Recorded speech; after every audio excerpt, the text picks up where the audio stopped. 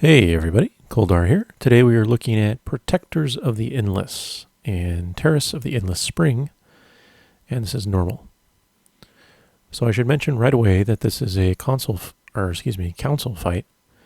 Console fight, that wouldn't make any sense. That's like Halo stuff, which our Warlock knows all about. Anyway, we basically decided to try the Elite version, it's called, where you defeat Protector Cowlin last, and if you do so, you get slightly higher eye level gear. And I guess this means it's supposed to be the harder way to do it. I don't know if that's true. We didn't really try the other methods. So unfortunately, because this fight changes every time you kill one of the protectors, the remaining protectors gain a new ability, I can't really give a guide for different orders. So, for example, we're not going to see anything beyond Regal's initial abilities in this video. So hopefully I'll get footage of that order later, since I think that's part of the achievement. So eventually I'll have that. But for now, if you decide not to do it in the same elite order, this guide will only help you so much. So apologies for that. Anyway, I encourage you to try the elite version because I don't really think it's probably that much harder in any sense. You know, you're just dealing with different abilities as the fight goes on rather than more difficult ones. Okay, so to do this guide, I think the easiest thing to do is just to split it up into phases based on how many protectors are alive, and then go over the abilities that we're dealing with from each of the mobs at the time until we get to the end. So let's loop back to the beginning, and I'll cover that starting set. Alright, so because we were doing Protector Cowlin last, we obviously have to decide if we want to kill Regal or Asani first. And in our case, we decided to do Regal first, primarily because of the second set of abilities that both of them gain. We wanted one that was the most beneficial and consequently also to get rid of the one that could be most dangerous. So you won't see it in this video, but the second ability Asani gains when one of the the second ability Regal gains when one of the other guys dies is a lightning storm effect that basically creates rings of lightning starting from the center and going outward, and you have to dodge those, and they're pretty dangerous. So we sort of wanted to avoid having to dodge that since we're doing the Cowlin guy last, and consequently, by killing Regal first, then Asani's second ability is Corrupted Water, which is an orb that, when you kill it, gives your raid a buff for 20 seconds. That increases your haste basically by 25%. So, pretty beneficial. So, I highly recommend Regal first in this method. Now, all these starting guys have their own abilities right away. So Regal, his main ability is Lightning Bolt, which you can see he's casting over and over. It is interruptible, and it's a 2-second cast, and it does around 200,000 damage to the tank. So you don't have to interrupt them all, certainly, but it's a good idea to try to get a rotation going just to save quite a bit of damage that would otherwise be dealt, if possible. So in our case, we just had our enhancement shaman and our tank try to alternate whenever they could with their cooldowns, and then just interrupt that. Now, the next ability from Regal is fairly infrequent, but he will cast a lightning prison, on 2 random players. And they actually get a debuff for about 2 seconds that indicates they're going to be turned into a prison before the prison hits. So you can see it's casting on me, and now I'm stunned. No. Yeah, there we go. So I was actually dispelled immediately by our Holy Paladin because he's awesome. So basically, the 2 people get stunned by that after a couple seconds of the debuff. And while they're stunned, they do AE damage to everyone around them. So it's a short range. It's only about 7 yards. But you can either have people spread out to avoid that, or you can just simply dispel immediately. We chose to not really worry about it too much. Although at this early stage. There's not a lot of damage to heal on the raid. So, one thing that you should be careful of is that it will often pick a healer, perhaps every time even, I'm not sure. You can see I'm getting cast on again. So make sure your other healer prioritizes dispelling the first healer if they get prisoned, and vice versa. So that when that healer that gets prisoned is dispelled, then they can use their dispel on the second player that had it right away. So just set up a system for doing that, and you should be fine. Now, the next abilities are really from Asani here, so I'll talk about him next. So you may notice, if you look on the left there, that Asani doesn't really have a tank on him. So while you need 2 tanks for this fight, one will be on Regal and one will be on Protector Cowlin, Asani doesn't need a tank. He just randomly targets people with his Water Bolt attack. And it does pretty minor damage. It's not really anything to worry about. So you just kind of let him do his thing and pity him a little bit as he stands in the corner and casts away. So other than that, however, he does have Cleansing Waters, which is fairly infrequent, but when it casts, he targets a random protector, one of the 3, and he'll basically spawn a circle under them of this healing waters. And after it activates, after about 5 seconds, it will heal any protector that stands in it for 5% of their health every second that they remain there. However, the buff that they gain is a magic buff, and therefore it can be purged with an offensive dispel or spell steal or whatever. So you can see on the left there, just behind the elemental, there was the pool. So there's a couple ways to handle this. The safest way is to simply have your tanks watch if it's being cast on their current target. So in this case on Regal or Cowlin, who you can't see on the screen.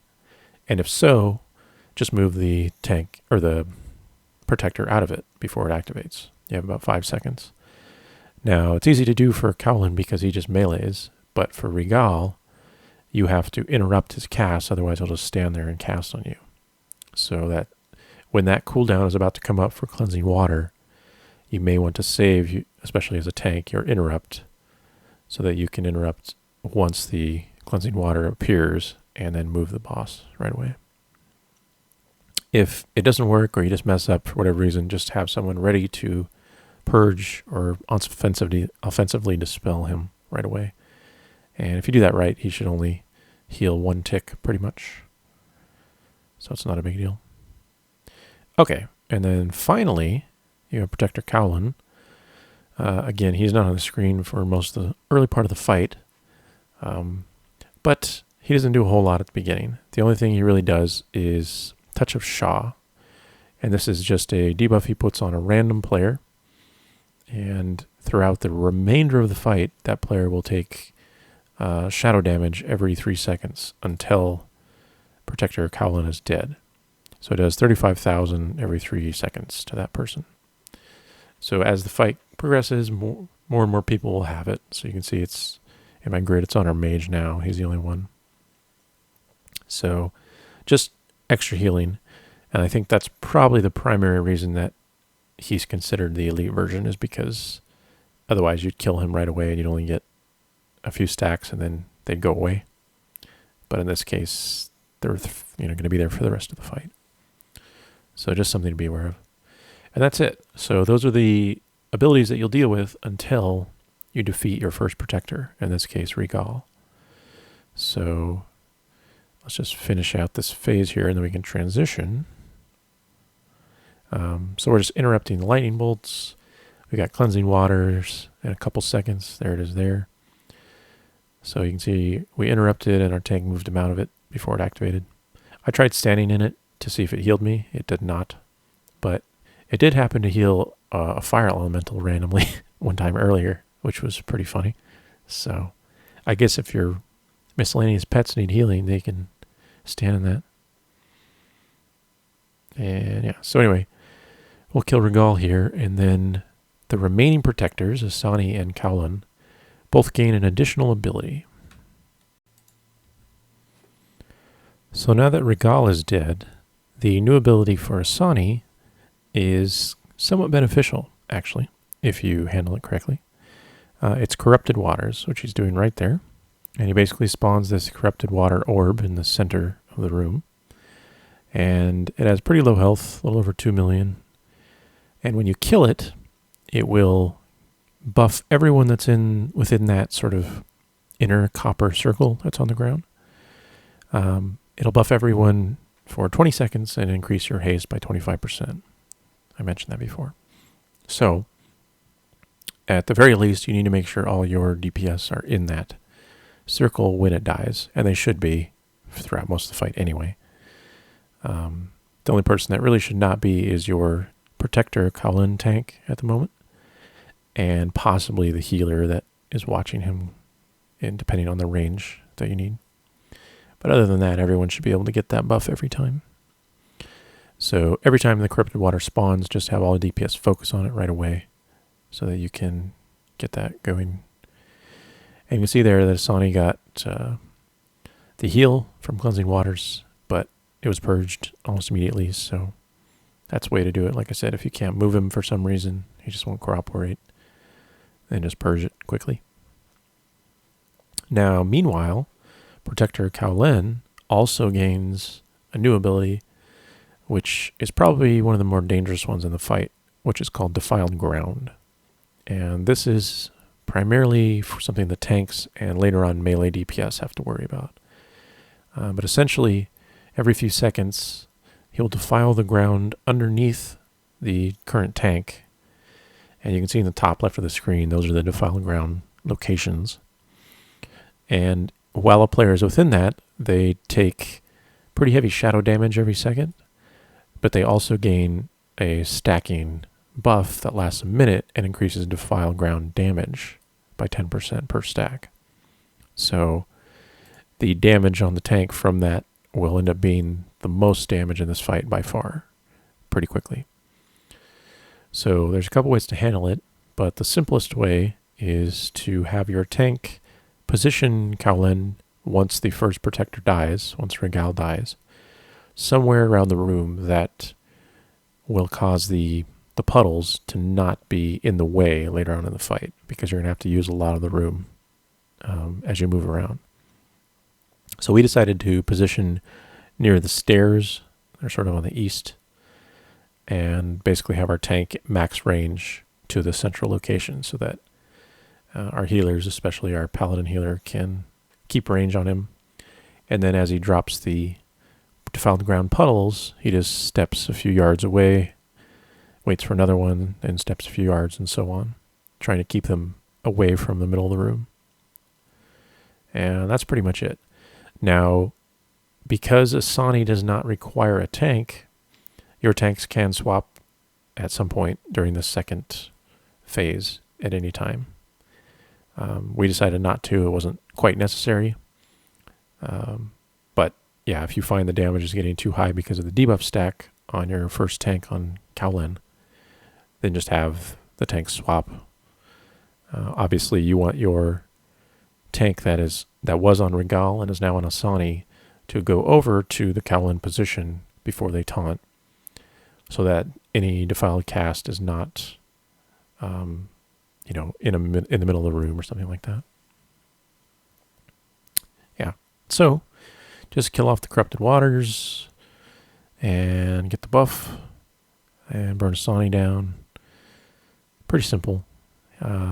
He's pretty easy if you do him second. You can see that, the Corrupted Waters buff pretty much outweighs the detriment. I should mention that while it's alive, it does buff the Protectors as well. So they get 75% haste until you kill the orb. It doesn't seem to be that big a deal because Asani's primary attack is weak. His bolt there is really weak. And like I said, the damage on Protector Kowlin is mostly from Defiled Ground. All right. So finally, we have the moment that Asani dies and you're on Kowlin by himself. So you can see that Kowlin has already cast his new ability. He does it really early in the phase, and this is a huge circle or field of corruption called Expel Corruption. It does a lot of heavy shadow damage over time to anyone within the 30-yard radius, and the damage is increased the closer you are to the center of the corruption. So there's a pretty standard cooldown for it that you can watch for. There you can see it's casting again. So you just need to make sure that melee, tanks, all that good stuff run out as it's casting, or if you really can't handle the damage, even slightly before it's cast. And that way, you take very little damage from it. Otherwise, the basic goal here, which we don't do very well, this was only the second time getting to this phase, so tanks are still getting used to the positioning. But the goal should be to position Kaulan right next to the outside edge of an existing corruption circle when he's casting his next one. And if you can do so, even better would be to position him just outside the circle, but also near the outside edge of the room. So like in the top right of the screen, sort of, in that corner would be a great position. You'd be out of the existing one. But when he casts his next one, it would overlap the existing circle as much as possible and be far away from the center of the room so that you get a little bit more distance, area to cover later on in the fight. So it's not a big deal, just, depends on your damage and all that stuff. We are using 2 healers, so we get a little bit more DPS in this situation. So adjust accordingly, I guess. Now, if needed, you can also use sort of some tricksy things with your tanks and completely overlap circles for the corruption. So when the cooldown is approaching and a couple seconds left, have your tank run into an existing circle using a cooldown on themselves, because there's going to be a lot of damage. And then when the Expel Corruption casts, it will cast from within an existing corruption circle and therefore literally overlap them quite a bit, depending on how close to the center you get of the previous one. So if you're really running out of room because your DPS is not quite high enough, that's a great way to handle it. Otherwise, you can see that we ran out of room, so we had to pull him to the middle in our safe spot. And the file on the ground is wreaking havoc, but he was low enough that we were able to pull it out just barely. So, yeah, that is the Protectors of the Endless. Pretty good fight, and cool that you can kind of choose how you want to do it. So, good luck, and thanks for watching.